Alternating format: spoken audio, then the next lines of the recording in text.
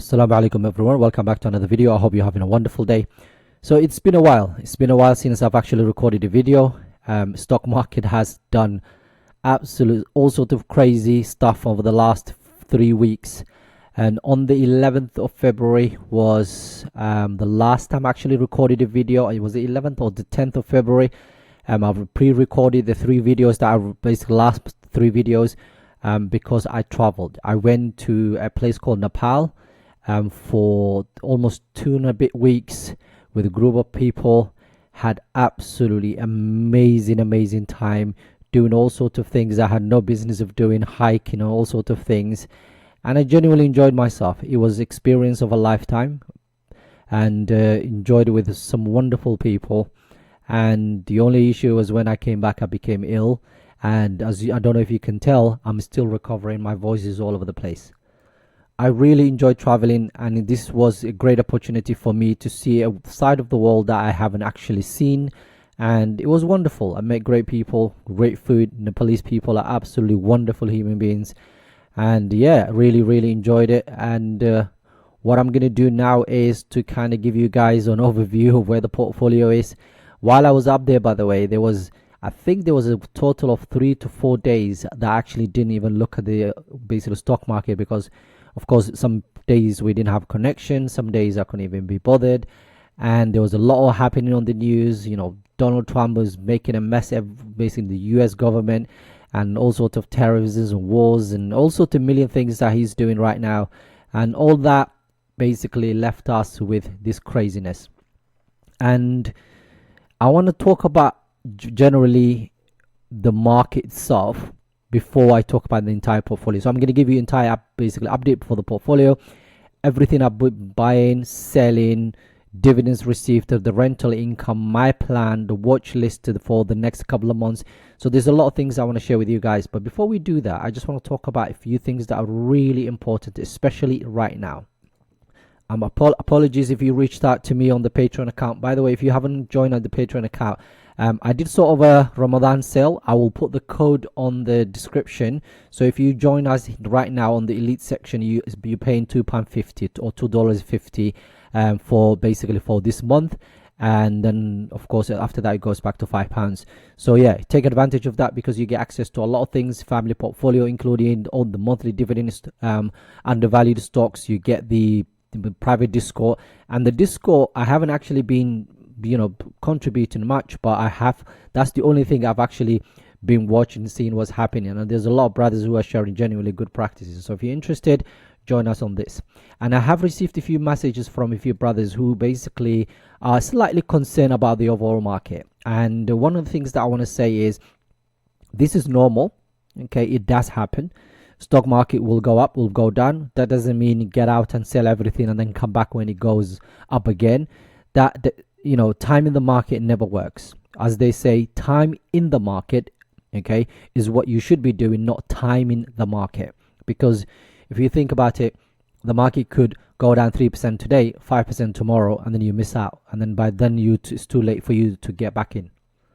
So what's my advice? Just do dollar cost average. Buy high quality businesses, hold them for a very long time, and ignore the noise. Right now, as you can see here, the S&P 500 for this month basically is actually down almost to 5%. Okay, we've got the Dow Jones, also similar thing. The Nasdaq is down over 6%. FTSE is the only one that's doing okay. When you look at the last 6 months though, like the game has changed slightly. 4% up, 3%, almost 4%, 6%, 6% up. And if you look at the year, for the 1 year, you can see 12%, 8%, so on. So we still are up a lot, but basically for a year-to-date situation, that's where everyone is now talking about the S&P 500 being down 2%, the Nasdaq being down almost 4%, and so on. And of course, European markets are doing slightly better than US markets. Now, none of that should matter to you as a long-term investor. Why? Because genuinely, stock markets will go up, will go down. But what is important is that you're buying high-quality businesses. You know exactly why you bought that stock. You didn't buy it because some YouTube guy say, you should buy it, or he or she owns it. You bought it because you know why you're buying that company, because you like their product, you know the company's details, you've looked into their financials, you basically looked at everything, and then you bought the company. If that company goes down 5% today, right, then you should be buying more of that. And in fact, that's exactly what I've been doing, and I'll share with you guys today and the next few weeks what I am buying, because I will be buying a lot more stocks, and this is genuinely the best time to buy more basically stocks is when they are down. I'm not saying right now is the right time, it could go lower than this, but generally this is the right time to buy basically high quality businesses. And just talking about buying stocks, this is exactly what I bought for the month of February. So this says January, but that should say Feb. Okay, and the reason I added to these companies, okay, it's very simple, because some of them are still undervalued. So for example, a company like Merck, for example, has come down quite a bit, so I actually added a bit more to it. Canadian Natural Resources has come down quite a bit as well. EOG actually was down on the day they reported quite a bit. Cube has been up and down, and then American apartment communities is also been similar sort of situation. So I'm trying to build higher positions for each one of these companies, and that's the reason why I've actually added about just over £1,000. So in the last 4 weeks, despite me doing a little bit of traveling, I've been adding money into the basically portfolio, and just bought about just over £1,000. I will share with you guys exactly what I'm doing moving forward, inshallah, in a second. But these are the companies that I've added to, and now in the next few weeks I will be doing exactly the same, if not more. And in the meantime, these are the dividends that I have received, okay, from these companies. So February 2025, I've received APD product and chemicals have given me just over £30. Procter & Gamble £23, ASML £15, MasterCard about £6, and MSCI about £12. And already March we already started. Visa has already paid me about £8, which is quite nice. So for me, the most important thing, if you are new here, one of the things I'm trying to achieve in this portfolio is to build high quality businesses. Okay, buy high quality businesses, build a portfolio of income generating assets. So that including basically just mainly pay dividend growth companies and dividend paying companies. And as you can see here right now, my dividend yield is 2.2%. My target by the end of this year, and I'm going to try my best, is to achieve about 3% without compromising the growth of that dividend. So that's going to be challenging. So I'm in the lookout for basically high growth, dividend paying companies or dividend growth companies that have been growing their dividend for quite some time and slightly have a higher yield. So that's potentially what I'm going to do in the next few months. And as you can see, my yield on cost is 2.57, which is quite nice. And the reason for that is because when you look at the companies like Broadcom, for example, my dividend yield right now is 1.8, but my yield on cost is almost 4.5%. I've been buying this company when it had a dividend yield of over 3%. That was about 4 years ago, and I've been holding on to this business for a very long time. And as you can see right now, I'm up 289%. And this is something that you really need to think about. Right now, everyone is telling you what's happening in the stock market, like the world is about to end. They were doing this exact same thing in 2020 when the market crashed, basically because of COVID. They were doing this in 2022 when technology companies were down a lot, and I was buying more Broadcom at the time. Now, if you look at this, okay, I'm up almost to 290% on this company. I've actually trimmed it once a while ago. Since then, I haven't touched it. So the markets will go up, will go down, but in the long run, okay, for those who are patiently waiting and chilling, remember there was one point this company, Qualcomm, was down so much. People were trying to sell it and so on. There was a lot of brothers who messaged me and said, oh, wait, what are you going to do with your shares and so on? And I just said, I'm not doing anything. I'm buying more. I'm just going to hold on to this. Since then, I actually also trimmed it, took some profit off the table. However, I'm still up 22%. So my plan is, moving forward, is to buy these type of businesses and hold them for a very long time without worrying about what the market is doing. And that is genuinely what you should be doing right now. If you have companies that you basically feel like are good companies, they're undervalued at this point in time, they've gone down quite a bit, get those right now. buy ETFs if that's what you're buying right now. And especially if you are actually investing only in ETFs, you're in a very good position. You don't really care whether they're up or down. Your dollar cost averaging every single week, every single month, and that's exactly what you should be doing moving forward. So generally, you can pause the video and have a look at it, but you can see all the companies that I own. There's a few companies that I'm still down, and guess what I'm doing? I'm buying more. Like I just showed you here in a bit, basically not long ago, with the buys that I've made. Some of these companies are the ones that I'm down right now, but I'm buying more. So some of them are here. Okay, EOG, for example, resources, I'm down about 3%. Okay, Canadian National Resources, I'm down 26%. By the way, this is my portfolio tracker that I use, and you can get access to it if you actually join us in the Patreon account. If you haven't liked the video already, please do so. It really helps the channel. So as you can see here, if we go back to here, you can see I'm expecting about £2,600, okay, by the end of this year, basically between from these companies that I own right now. And my target, inshallah, will be, inshallah, one day to have a portfolio big enough to give me enough dividends to live off, inshallah. Okay, and as you can see here, every single year since 2020, I've been recording this, and I have been sharing it here, basically trying to be transparent and help the brothers and sisters out there. And as you can see, this is growing and heading in the right direction. And inshallah, by the end of this year, we might even hit that over that. If we get that 2,600, that's a massive gain from where we are right now. Okay, where we were last year. So inshallah, I'm going to continue doing this. Okay, I'm going to continue sharing this. And the other couple of other things that I want to talk about now is the rental income. So I do own property in the UK in basically a place called Leicester, and it's a 1-bedroom apartment or studio, and basically right now it's rented for £575. There's a management fee and sort of a VAT and so on. That's about £69. So overall I receive just over £500 every single month, which is quite nice. And my target, inshallah, is to own as many properties as I possibly can, plus the stock market, so one day I can just live off my passive income and just retire and enjoy time with my family. Now, as you can see here, for this month we haven't actually made in a lot. It's about £700, but it will go up, it will go down. In January it was about £600.